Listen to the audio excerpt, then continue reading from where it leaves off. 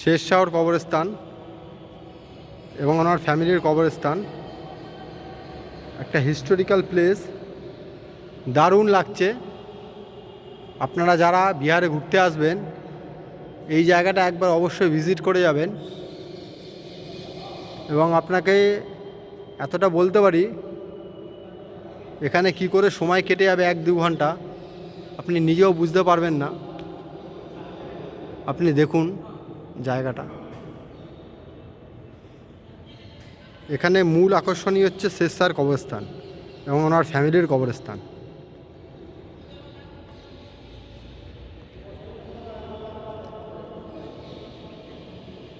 অসাধারণ প্লেস।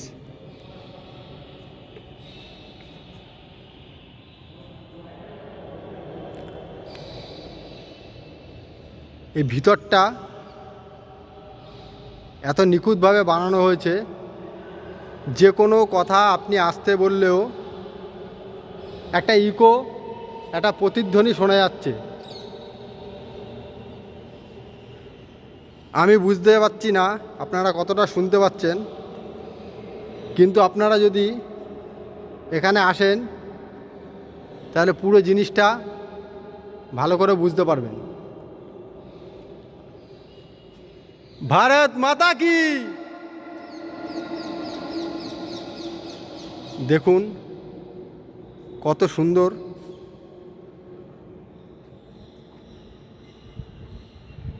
আর এই দুর্গটা চারিদিকে ঘেরা আছে একটা ঝিল দিয়ে।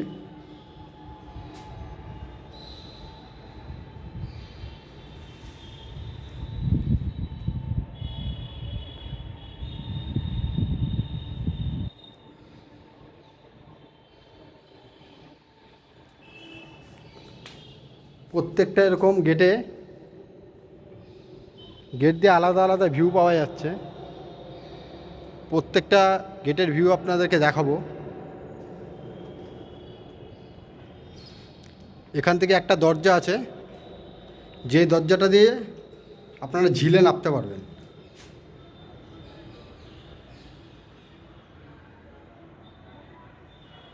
দেখুন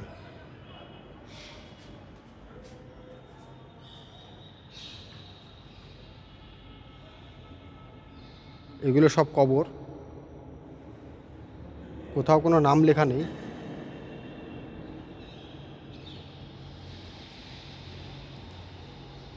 দেখুন এখান থেকে একটা আলাদা ভিউ।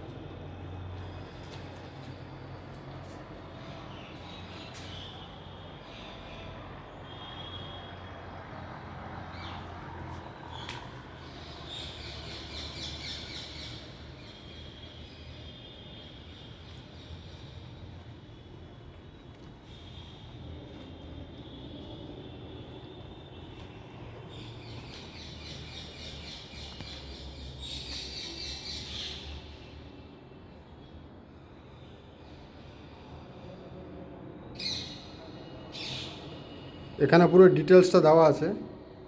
আর এখান থেকেও সেম ঝিলটাতে নামা যায়।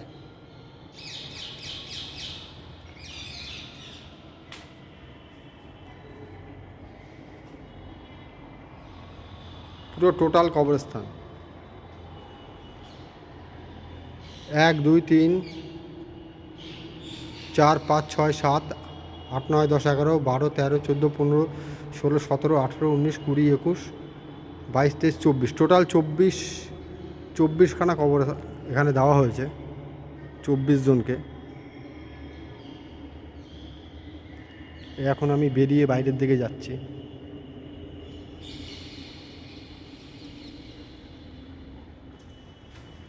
আর একবার আপনাদেরকে দেখিয়ে দিই।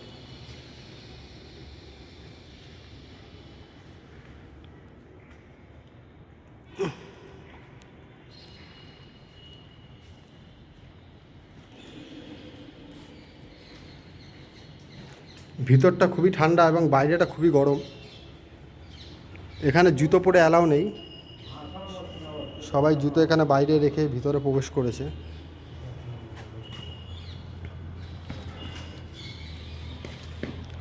এবং এর বাইরে দিয়ে এই পুরোটা বাইরেটা আপনাদের ঘুরিয়ে দেখিয়ে দিচ্ছি।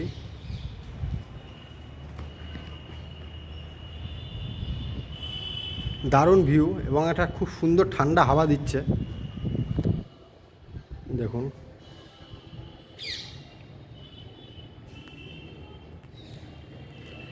শের শাহ মৃত্যুর পর এখানেই কবর দেওয়া হয়েছে এবং পুরো ফ্যামিলির কবর এখানেই হয়েছে।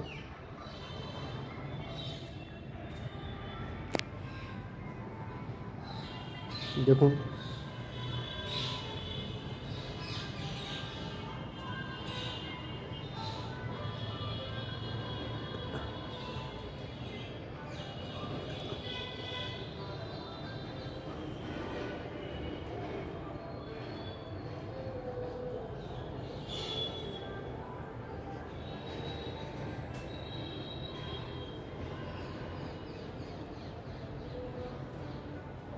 এখানে আর একটা আকর্ষণ হচ্ছে, এখানে প্রচুর পরিমাণে টিয়া পাখি, মাছরাঙা ওদের বিচরণ ক্ষেত্র হয়ে গেছে। আর এই জায়গাটা দিয়েই নিচটাতে নামা যায়। আমি আপনাদেরকে দেখাচ্ছি, দেখুন দেখুন টিয়া পাখি, দেখুন কত টিয়া পাখি।